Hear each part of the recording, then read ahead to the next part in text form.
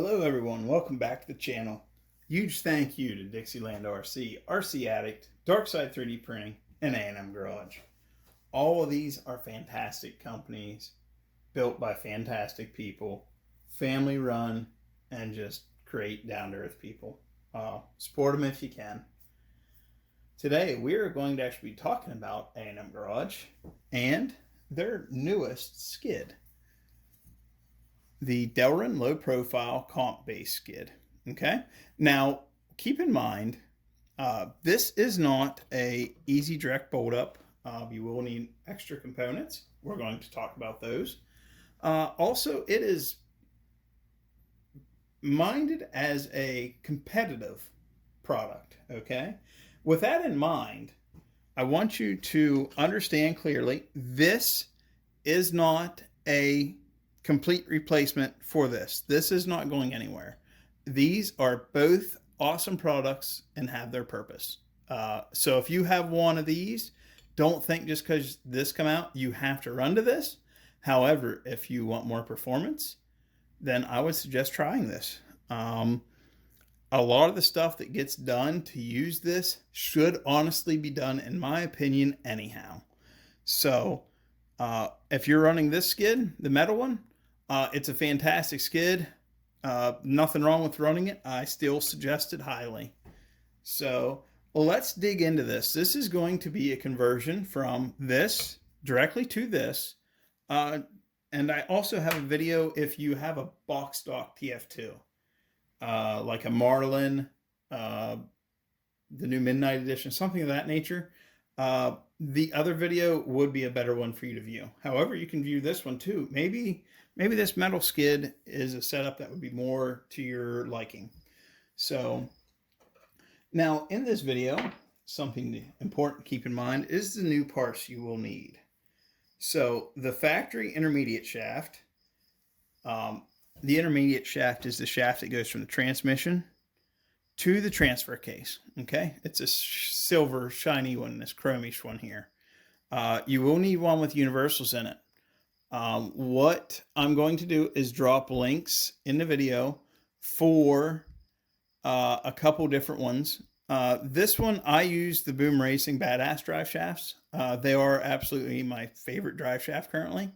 And the reason for that is one of my pet peeves, they are phased. Okay, you can phase them properly, as this one is. And also, they're extremely easy to customize the length of them. Now, the one in this video is untouched. Okay, that's factory length. So, also, you will need a new set of regular drive shafts for going to the axles. I also, on my personal rig, I use the Boom Racing Badass drive shafts for this as well. However, in this particular video, this is another rig that I'm building for someone else. We're going to be using the Incision, the SCX-102 axle set. I'll put a link in the description for both the Incision and the Boom Racing ones that I currently use. You might be asking, even for this skid, the factory drive lines are not good enough. And I'm going to show you right now why that is. Because the skid is raised, so your factory drive shafts, it doesn't take anything at all for them to pop apart. All it takes is a little wheel hop. So just so you're aware, if you're unaware of that, even with this skid setup, the factory drive shafts will not work for you. Okay, so the very first thing I'm going to do on this is actually take the skid off the bottom. All right. So as I remove the skid, that's going to expose my transfer case and my drive lines. So after that, I'm going to go ahead and remove the drive lines. All this was just thrown together for demonstration purposes. Something else you must have whenever you do this is blue Loctite. Do not use red under any circumstances. You need blue Loctite. So we're going to go ahead and pull these drive shafts out. And then we're also going to go ahead and pull the intermediate drive shaft. Okay. So, and all we're going to do while it's sitting like this is just remove the screws. So 1, 2, because the transfer case is still locked into position because everything's bolted from the top. And I highly suggest doing this intermediate shaft, no matter what skid setup, whether you're running a factory skid, the A&M Garage metal, or of course this one is obvious, you have no choice but to change it for the Delrin, but you know, the Delrin as well. So I'm going to go ahead and unbolt the transfer case now. So we'll do those 2 screws. Now the transfer case will just slide out of place.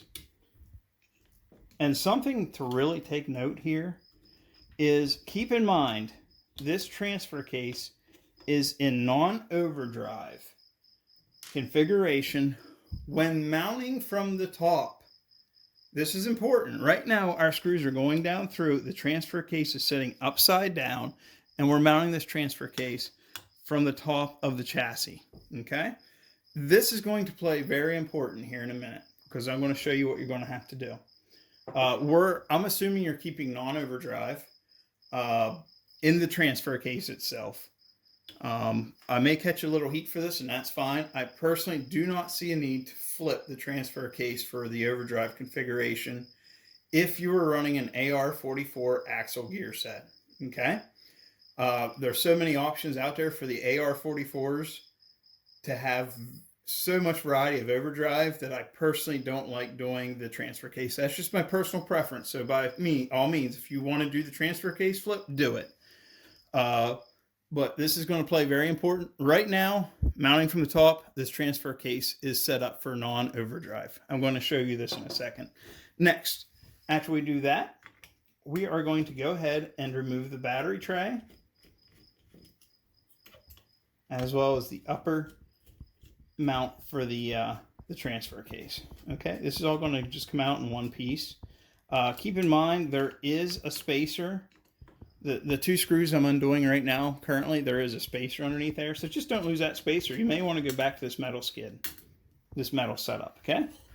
It's good to have the option there. You don't want to lose pieces. See, right there is my spacer. Okay, so we're just going to set that off to the side currently.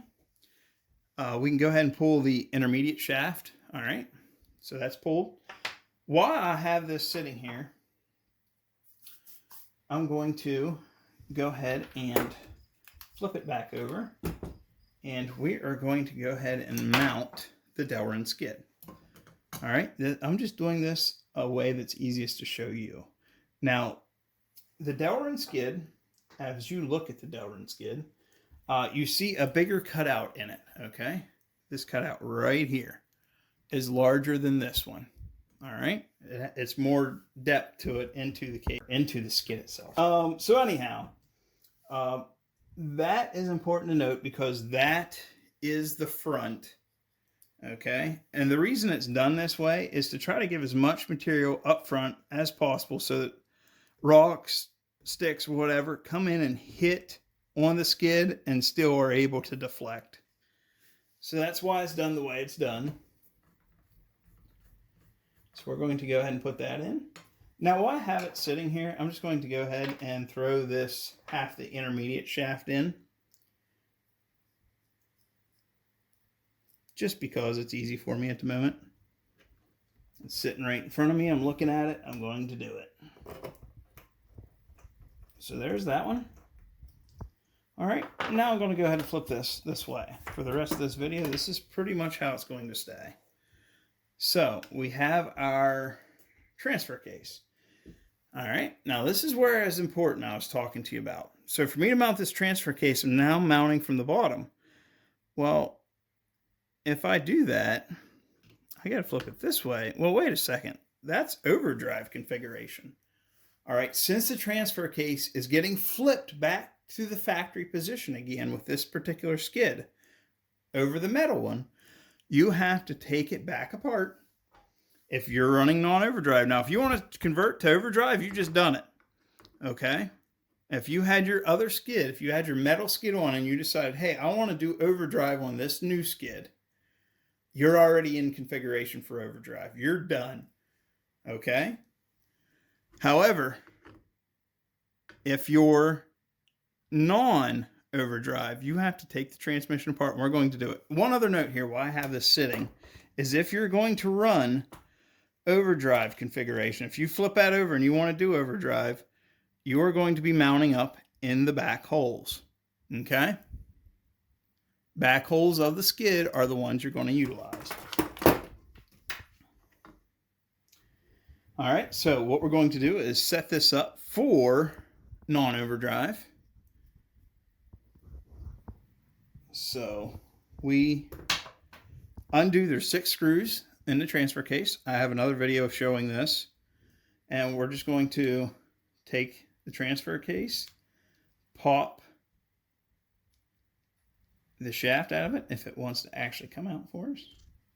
Yeah, there we go. Get covered in grease. That's perfect for a video. Always love that. So we're just going to take it and flip the shaft so that the output goes the opposite direction. And then we're going to put our transfer case back together. Okay?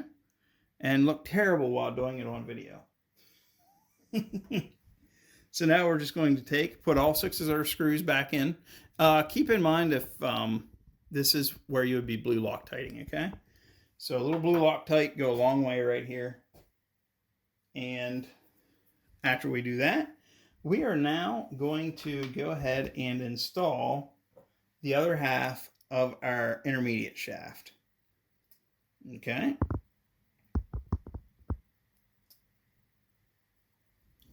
So we have our intermediate shaft is going to be going on this side for non-overdrive. So there we go. We have that in. All right. Now, whenever we go to drop it into the into the skid plate, we're going to make sure that we are phased. So we are perfectly phased. And now, whenever we're mounting it in non-overdrive configuration, we're going to flip this back over. We are going to be in the front holes. Okay, so right there is the front. And we're going to go ahead and, just for demonstration purposes, we're going to go ahead and put both screws into this transfer case. This is another spot you would definitely be putting a little dab of blue Loctite on to make sure nothing undoes itself, since you're going into aluminum with metal screws. So there's that, there's that. Now we're going to flip this over, and I'm going to show you something extremely important. Most of you probably know it. A lot of you know it. I'm positive of that. All right, so what I'm showing you is I want you to take note here. I'm going to zoom in, and I'm going to hope I remember to zoom back out, because I already did one take of this and I forgot to zoom out, and I kept talking and it looked terrible. So what I really want you to take note of, this is the front output shaft from the transfer case. Okay, this is the rear. I want you to look at the distance. If you look from here on the front to here, the end of the output shaft, the distance is shorter for this one. Okay, if you look at it from here to here, the distance is longer than the front. The front I modified. Okay, the rear is factory. In order to run aftermarket drive shafts on the RC four-wheel drive transfer case, you need to do a little bit of filing. Okay, if not, I'll show you what happens. This is very important. We're going to leave the camera zoomed in for the time being. I'm not going to show you putting the entire drive shaft in, because I'm assuming at this point, if you already put the metal skid on, you have a good idea on what you're doing. Okay, so that's that one. Let me get the other one here. We'll put it on.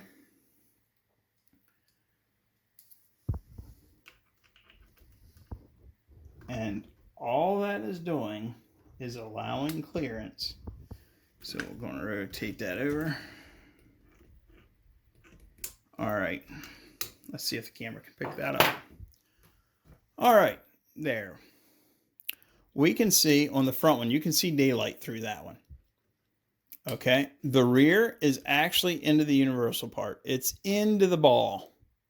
All right. It's actually making contact with it. And also something to note is I cannot, this drive shaft itself, I got to force. Okay, there is resistance there. I got to force it down. The other one, it just falls. It's loose, okay? That's the way it should be.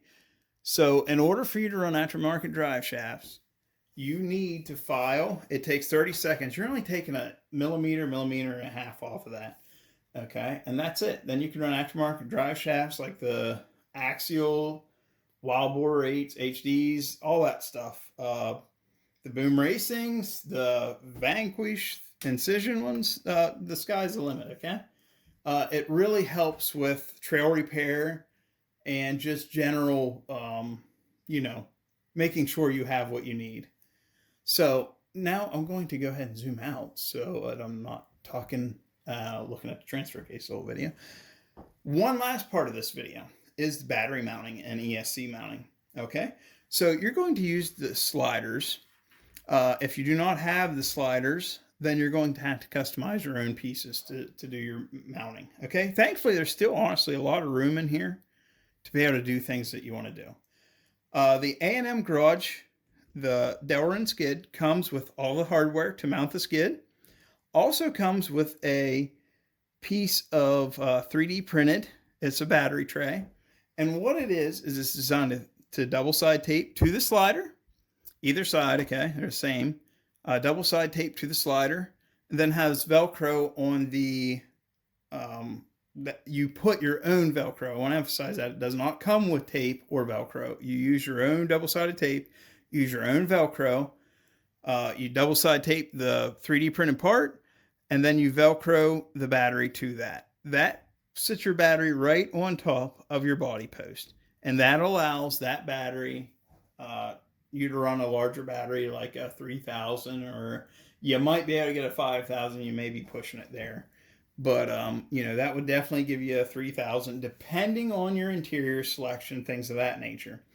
Another option you can do is not use it at all and get a small battery. If you're running competition, we just run little baby batteries. They fit in between the body post and gives you a really low center of gravity. And same way with your electronics, you can either build up and mount to here, or you can just sit it down inside of this area and make sure that it's not contacting the body. And that is it, folks. It is very simple. The intermediate shaft, like I say, is something you should do no matter what skid you're running, in my opinion, as well as the updated drive shafts anyhow. File them output shafts down, make sure that everything fits and moves the way it's supposed to, and these setups will work just amazing for you. I hope you enjoyed. Drop some comments below. See you in the next video. I wish you all well. Take care.